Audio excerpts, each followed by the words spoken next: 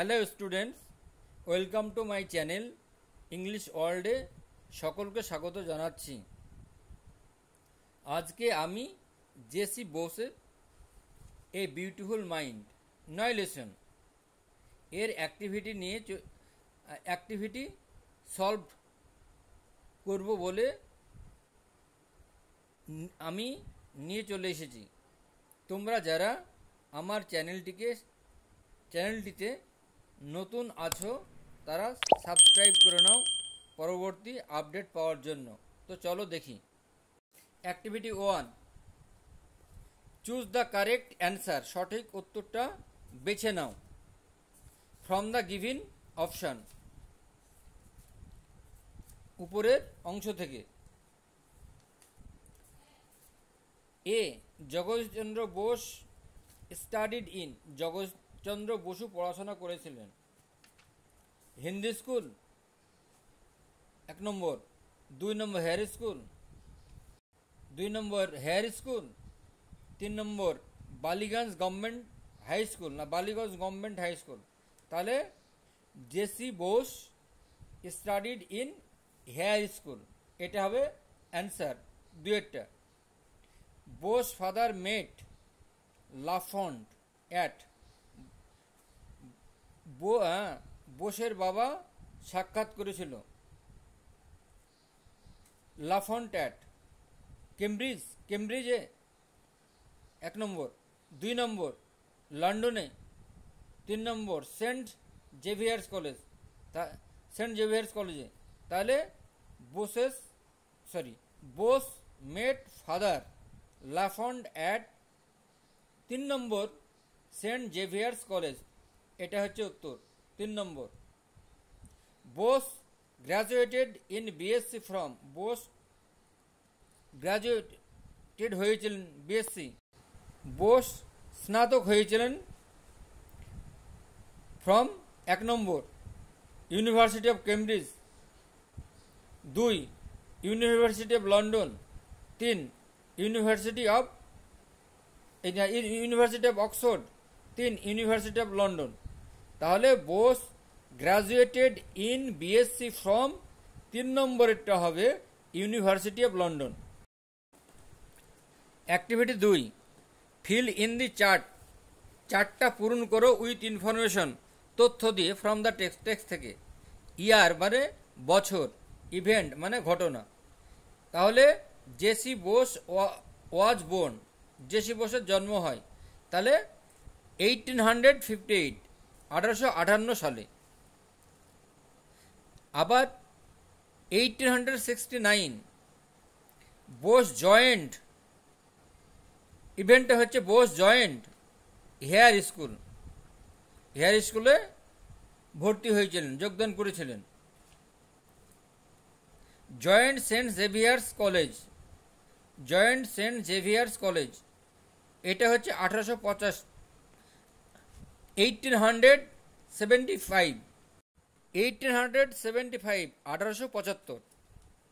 Joint Saint Xavier's college.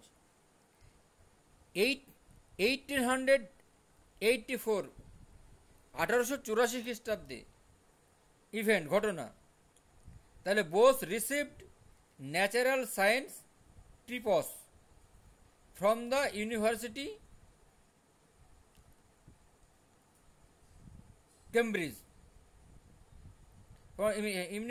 Of Cambridge. Joint Presidency college, তাহলে এটা হবে 1885, তাহলে 1885 জয়েন্ট প্রেসিডেন্সি কলেজ যোগদান করেছিলেন প্রেসিডেন্সি কলেজে। ডেমনস্ট্রেশন অ্যাট টাউন হলে ডেমনস্ট্রেশন দিয়েছিলেন। ডেমনস্ট্রেশন মানে প্রদর্শনী। ডেমনস্ট্রেশন অ্যাট টাউন হলে তাহলে 1895, তাহলে 1895 খ্রিস্টাব্দে। Activity 3, complete the following statements. নিচের স্টেটমেন্টগুলো সম্পূর্ণ করো with information from the text থেকে তথ্য নিয়ে। A Bose's father use to work, বোসের বাবা কাজ করতেন as a deputy magistrate in Faridpur, deputy magistrate ফরিদপুরের, বাডোয়ান বর্ধমানের, অ্যান্ড আদার প্লেসেস এবং অন্যান্য জায়গায়। B Bose's father was the leader of the Brahmo Samaj, বোসের ফাদার ছিল ব্রহ্ম সমাজের সভাপতি, ব্রহ্ম সমাজের নেতা। ইন স্কুল ডেজ, স্কুলের দিনগুলোতে বোসেস প্লেমেটস, বোসের খেলার সঙ্গী ছিল were the son of his father, তার বাবার, মুসলিমস অ্যাটেন্ড্যান্ট, চাকর, মুসলিম চাকর, and the son of a fisherman, এবং একটি জেলের ছেলে। D Bose went to England, Bose ইংল্যান্ডে গিয়েছিলেন, England, and to study natural science. এবার ইংল্যান্ডে গিয়েছিলেন কেন? ইংল্যান্ডে গিয়েছিলেন যে সায়েন্স মানে প্রাকৃতিক বিজ্ঞান। 84 অ্যান্সার দি ফলোয়িং কোশ্চিন, নিচের প্রশ্নগুলোর উত্তর দাও। A number, why did Jagadish Chandra Bose receive his early education in a vernacular school? তাহলে জগদীশচন্দ্র বোস কেন মাতৃভাষা বিদ্যালয়ে প্রাথমিক শিক্ষা পেয়েছিলেন? তাহলে answer, Jagadish Chandra Bose received his early education in a vernacular school because his father believed that one must know one's mother tongue before learning any other language. তাহলে জগদীশচন্দ্র বোস তার প্রাথমিক শিক্ষা মাতৃভাষার স্কুলে পেয়েছিলেন, কারণ তার বাবা বিশ্বাস করতেন যে একজনের অন্য ভাষা শিক্ষার পূর্বে নিজের মাতৃভাষাকে অবশ্যই জানা উচিত। B why did Bose's mother do when he brought his friends home from school? যখন বোস তার বন্ধুদের বিদ্যালয় থেকে বাড়িতে নিয়ে আসতেন তখন তার মা কি করতেন? When Bose brought his friends home from school, his mother welcomed and fed all of them without discrimination. যখন বোস তার বন্ধুদের বিদ্যালয় থেকে বাড়ি নিয়ে আসতেন তখন তার মা তাদেরকে স্বাগত জানাতেন এবং পক্ষপাতবিহীনভাবে প্রত্যেককে খাওয়াতেন। Who was Lafont? লাফ্রন্ট কে? How did he influence Bose? তিনি কিভাবে বোসকে প্রভাবিত করেছিলেন? Lafont was Jesus father Eugene. তাহলে লাফ্রন্ট ছিলেন Jesuit father Eugene. He played a significant role in developing Bose's interest in natural science. তিনি বোসের মধ্যে প্রকৃতি বিজ্ঞান বিষয়ে আগ্রহ সৃষ্টি করার ব্যাপারে বিশেষ গুরুত্বপূর্ণ ভূমিকা পালন করেছিলেন। Why did Bose refuse to accept his salary? কেন বোস তার বেতন নিতে অস্বীকার করেছিলেন?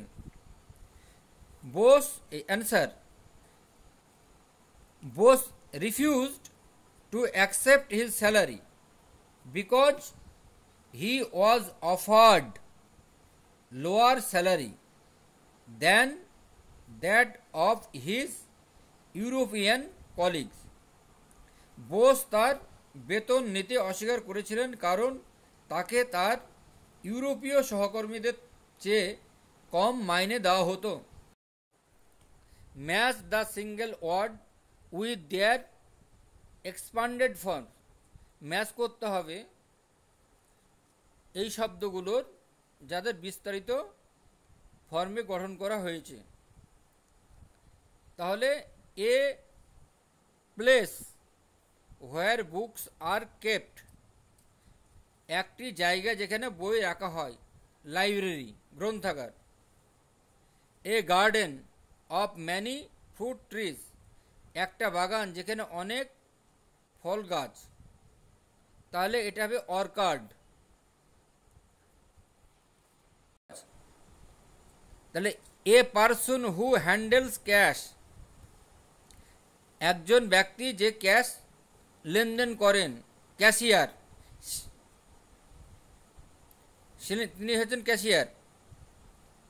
Study of stars and planets, তাহলে গবেষণা তার নক্ষত্র নিয়ে এবং উপগ্রহ নিয়ে, তাহলে astronomy. Astronomy. Study of human mind, psychology, মনস্তত্ত্ববিদ। A place to keep cars, garage, তাহলে একটা জায়গা যেখানে গাড়ি রাখা হয়, garage. Activity 6, identify which of the following statement are true and which are false. নিচের বাক্যগুলো কোনটা সত্যি কোনটা মিথ্যা বলো। Give a supporting statement for your answer, তোমার উত্তরের সপক্ষে যুক্তি দেখাও। A crescograph was invented by Marconi, crescograph মার্কনির দ্বারা আবিষ্কার হয়েছিল, তাহলে এটা ফলস। সাপোর্টিং স্টেটমেন্ট হবে Bose invented, Bose had invented, Bose আবিষ্কার করেছেন সেভারাল সেন্সিটিভ, কয়েকটি সংবেদনশীল ইনস্ট্রুমেন্ট, যন্ত্রপাতি। ওয়ান অফ দেম, তাদের মধ্যে একটি, ইজ দ্য ক্রেস্কোগ্রাফ, তাদের মধ্যে একটি হচ্ছে ক্রেস্কোগ্রাফ।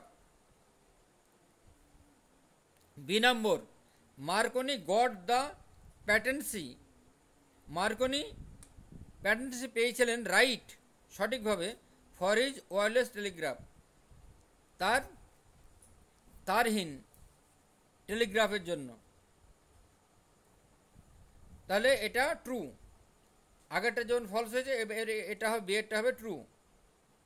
তাহলে supporting, it was the Italian scientist, এটা ছিল ইটালিয়ান বিজ্ঞানী মার্কনি, হু গড, যিনি পেয়েছিলেন, the patent for his invention of wireless telegraphy, তার বেতারহীন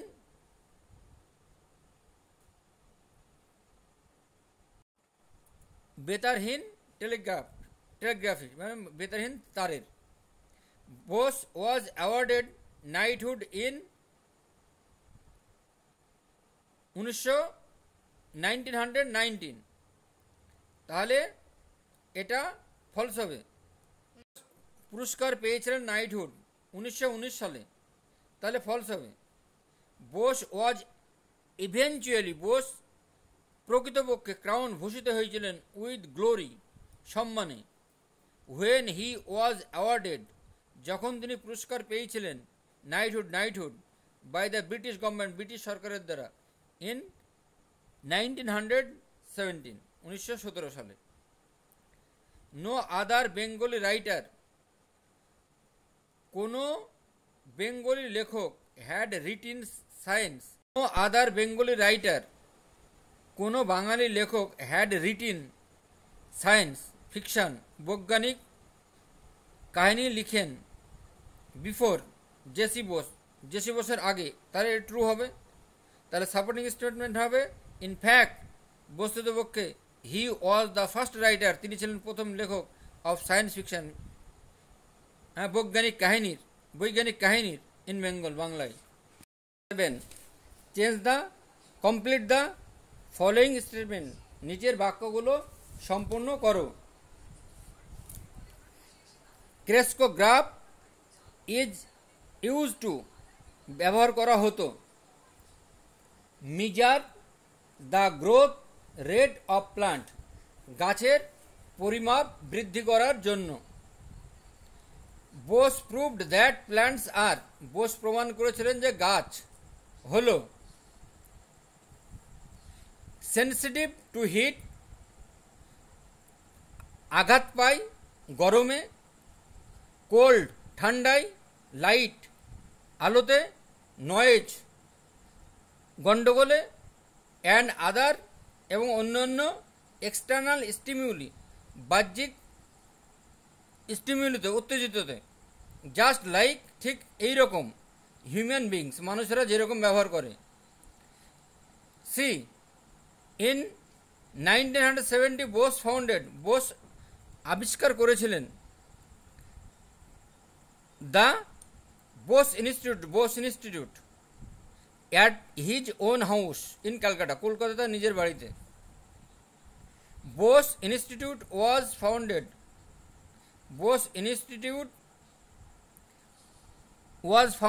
in 1917 was founded, Bose institute স্থাপিত করা হয় ইন 1917। অ্যাক্টিভিটি 8 চলে এসো। অ্যান্সার দ্য ফলোয়িং কোশ্চেন, নিচের প্রশ্নগুলো উত্তর দাও। A, Bose had invented several sensitive instruments. Name a sensitive instrument invented by J C Bose. তাহলে জেসি বোস কর্তৃক আবিষ্কৃত একটি সংবেদনশীল যন্ত্রের নাম লেখো। হোয়াট ইজ ইটস ইউজ, এর কাজ কি? তাহলে answer, the name of a sensitive instrument invented by J C Bose is crescograph. J C Bose কর্তৃক আবিষ্কৃত সংবেদনশীল যন্ত্রের নাম হল ক্রেস্কোগ্রাফ। ইট ইজ ইউজড, এটা ব্যবহার করা হয় to measure the growth rate of plants, উদ্ভিদের বৃদ্ধির হার মাপার জন্য। What did Bose prove by his experiments on plants, Bose উদ্ভিদের উপর তার পরীক্ষা নিরীক্ষার দ্বারা কি প্রমাণ করেছিলেন? বাই হিজ এক্সপেরিমেন্ট, তার পরীক্ষার দ্বারা। বোস প্রুভড, বোস প্রমাণিত করেছিলেন দ্যাট প্ল্যান্টস বিহেভ, যে গাছপালা ব্যবহার করে। ইন দ্য সেম ম্যানার, একই রকমভাবে। অ্যাজ হিউম্যান বিংস, মানুষ যেরকমভাবে ব্যবহার করে। হি অলসো প্রুভড, তিনি আরও প্রমাণ করলেন দ্যাট, যে প্ল্যান্টস আর সেন্সিটিভ, গাছগুলো হচ্ছে সংবেদনশীল। টু হিট, আলোতে। কোল্ড, ঠান্ডাতে। লাইট, উত্তাপে, আলোতে। লাইট, নয়েজ, কোলাহলে। অ্যান্ড আদার এক্সটার্নাল স্টিমিউলি, এবং অন্যান্য উত্তেজনকর ব্যাপারে। লাইক হিউম্যান বিংস, মানুষের মতো।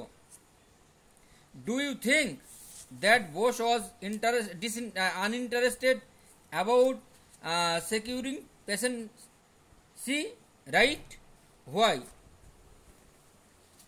তুমি কি মনে করো যে বোস তার আবিষ্কারের জন্য একচেটিয়া বাণিজ্যিক অধিকার পাওয়ার বিষয়ে আগ্রহী ছিল?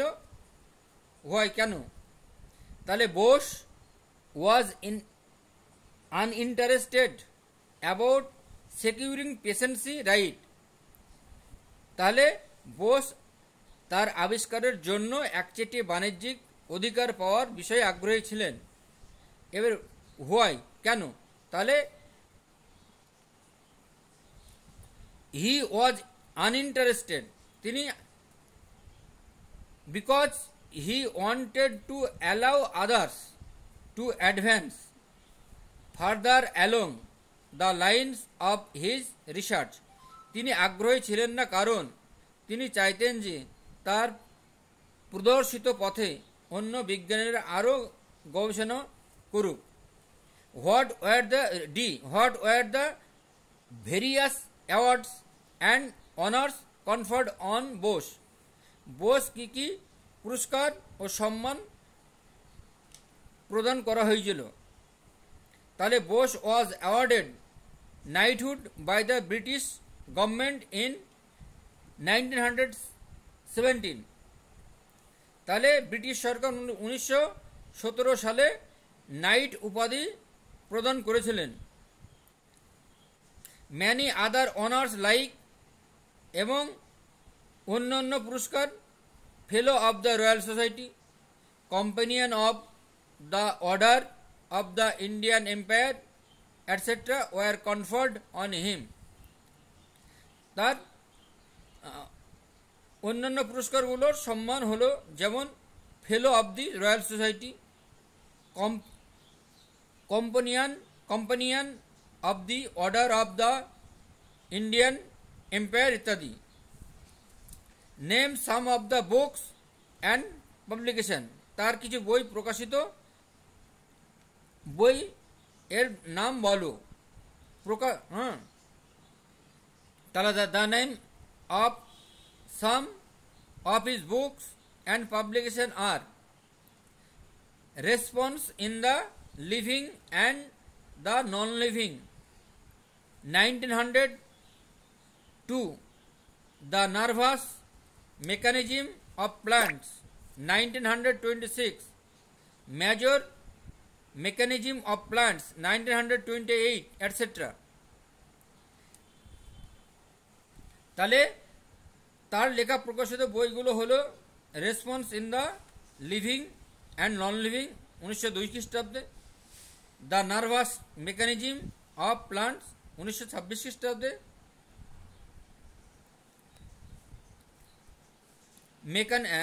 মেজর মেকানিজম অফ প্লান্টস 1928 খ্রিস্টাব্দে।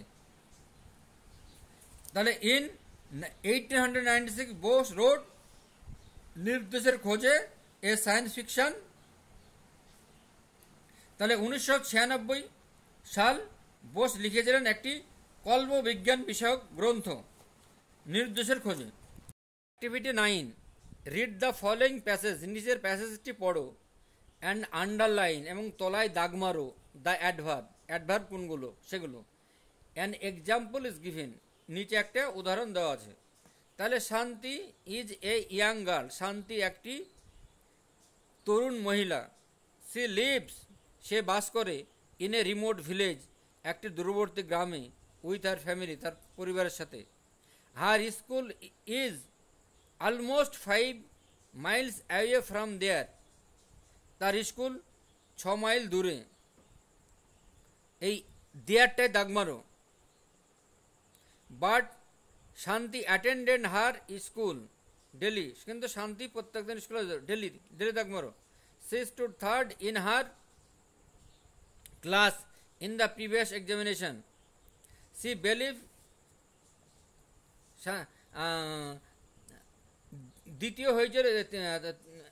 তৃতীয় হয়েছিল ক্লাসে, হ্যাঁ আগের পরীক্ষায়। তিনি বিশ্বাস করতেন, সি বিলিভস, সে বিশ্বাস করত। She can do better, far better, সে আরও ভালো হবে। She is now not adverb. Concentrating, মনোনিবেশ সহকারে। অন আর স্টাডিজ, পড়াশোনায়। মোর সিরিয়াসলি, এ সিরিয়াসলি অ্যাডভার্ব, মোটো adverb. Shanti never adverb. Behaves, ব্যবহার করত। রুডলি, খারাপভাবে। উইথ আর ক্লাসমেট, তার ক্লাসমেটের সঙ্গে। Rudely adverb. শো, সেই জন্য। দে লাইক হার, তাকে পছন্দ করত। শোটা adverb. She follows her teachers attentively, সে তার শিক্ষককে পছন্দ করতে মনোযোগ সহকারে। এই attentively adverb. In the class. দেয়ারফরটা অ্যাডভার্ব। দ্য টিচার্স রিয়েলিটা অ্যাডভার্ব। লাইক হার, সেজন্য তাকে পছন্দ করত। দে অফেন, দেটা adverb. Inquire adverb. Inquire whether she is facing any problem, সে কোনো সমস্যার মুখোমুখি হচ্ছে কিনা। হোয়াই ডু ম্যানি টিচার্স, কেন অনেক শিক্ষক থিঙ্ক চিন্তা করে দ্যাট শান্তি ইজ দ্য বেস্ট গার্ল, শান্তি ভালো মেয়ে, ইন দ্য ক্লাসে। It is because Shanti has faced, শান্তির মুখোমুখি হয়েছিল দ্য চ্যালেঞ্জেস অফ লাইফ, জীবনের, ব্রেভলি, ব্রেভলিটি adverb,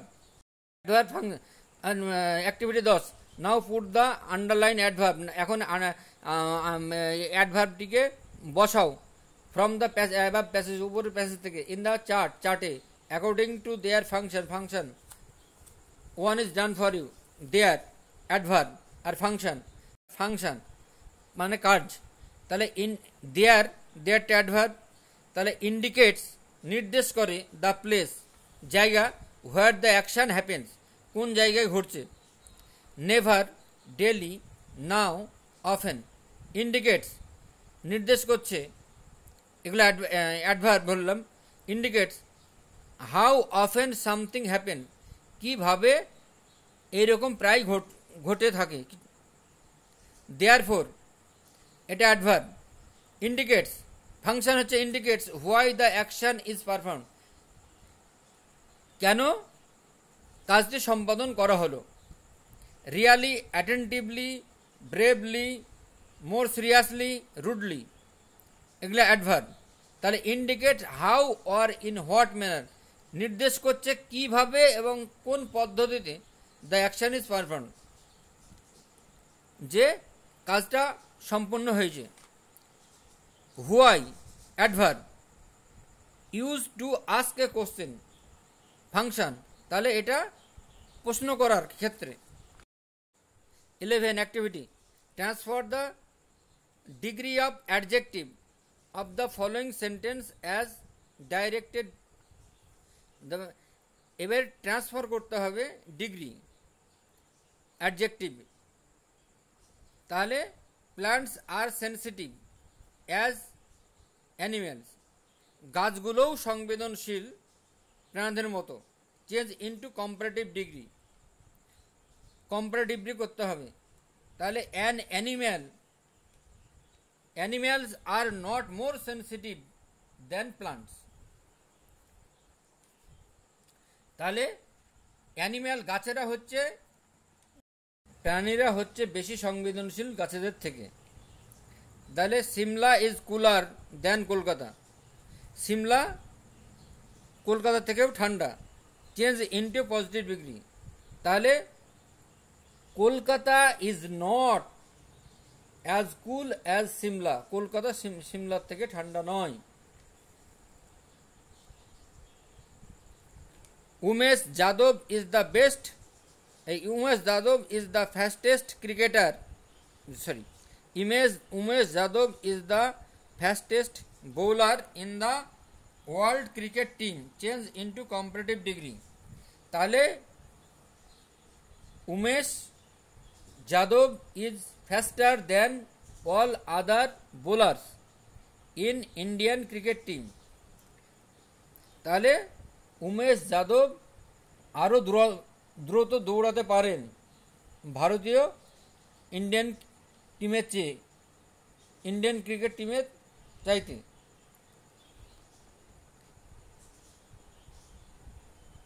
D, Ishant Sharma is taller than any other Indian cricketer, superlative degree করতে বলেছেন। তাহলে ঈশান্ত শর্মা ইজ টলার, ঈশান্ত শর্মা বড়, than any other Indian cricketer, যে কোনো ভারতীয় ক্রিকেটার থেকে। তাহলে Ishant Sharma is the best tallest of all the other Indian cricketer, তাহলে ঈশান্ত শর্মা সব থেকে লম্বা অন্য ভারতীয়দের থেকে। Mount Everest is the highest mountain in the world, এটা পজিটিভ ডিগ্রি করতে হবে। তাহলে no other mountain in the world is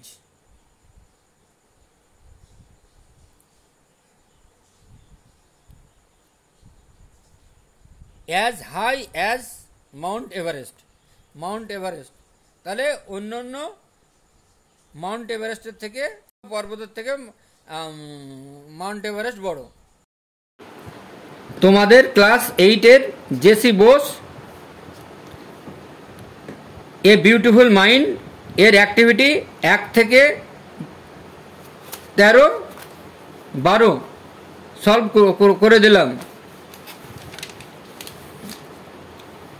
next day আমি ইকোয়িং গ্রিন এর অ্যাক্টিভিটি নিয়ে আসবো। ততক্ষণ পর্যন্ত তোমরা যারা আমার চ্যানেলটিকে সাবস্ক্রাইব করে নাও, তোমরা যারা নতুন অ্যাক্টিভিটিগুলো পাওয়ার জন্য। ভিডিওটি ভালো লাগলে লাইক, কমেন্ট, শেয়ার করে দিও। বাই, এ পর্যন্তই।